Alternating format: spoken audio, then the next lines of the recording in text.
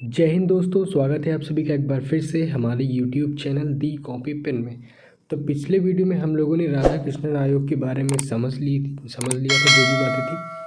आज हम लोग बात करेंगे माध्यमिक शिक्षा आयोग या मुदालियर शिक्षा आयोग के संदर्भ में। ठीक, 1952-53 में ये टाइम ड्यूरेशन है इस आयोग का। 1952 में स्थापना होती है और रिपोर्ट कब सौंपी जाती है? 1953 में। तो माध्यमिक शिक्षा आयोग तो नाम से ही स्पष्ट है, ठीक, कि जो आयोग के अध्यक्ष कौन है? डॉक्टर लक्ष्मण स्वामी मुदालियर, क्योंकि इस आयोग का नाम ही क्या है? मुदालियर आयोग। ठीक, ये कन्फर्म हो गया। अब ये आयोग आया क्यों? तो माध्यमिक शिक्षा के ढांचे में सुधार करने के लिए। ठीक, तो आया कब? 23 सितंबर 1952 में और रिपोर्ट कब सौंपी? 1953 में। ठीक है, तो चलिए थोड़ा डिटेल में पढ़ते हैं इस आयोग को। इससे पहले आप हमारे चैनल को सब्सक्राइब जल्दी से कर दीजिए, फिर हम लोग शुरुआत करते हैं। तो स्वतंत्रता के पश्चात भाई यह अनुभव किया गया कि माध्यमिक शिक्षा का फिर से गठन किया जाए।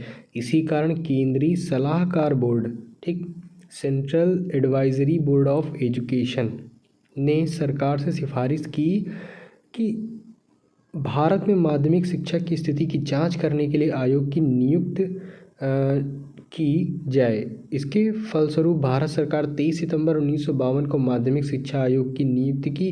डॉक्टर लक्ष्मण स्वामी मुदालियर, आप अभी मैं तीनों आयोग आपको पढ़ाऊंगा और उनके आपको नाम जरूर याद रखने की अध्यक्ष कौन है। ठीक, बहुत याद इम्पॉर्टेंट है, इसको जरूर याद रखिएगा।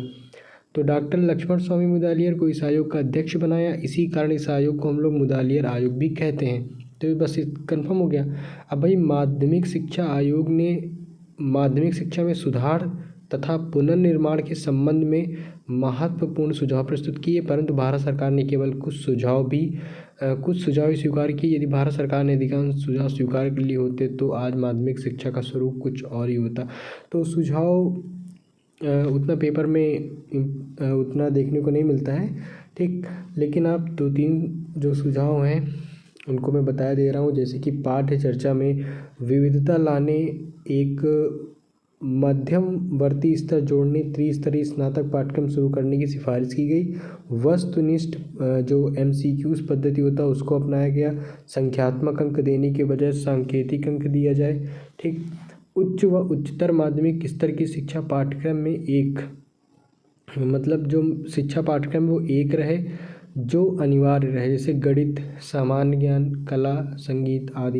ये कुछ सिफारिशें हैं। बाकी आप अभी जो नॉर्मल बातें इसके संदर्भ में कि इसके अध्यक्ष कौन है और ये क्यों बना माध्यमिक शिक्षा में सुधार लाने के लिए। ठीक, तो बस इतना आप याद रखिए।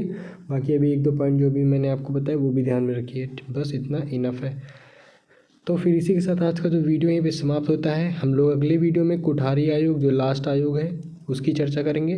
ठीक, तो यही आपके 3 सिलेबस में, ठीक, राधा कृष्णन, मुदालियर और कोठारी।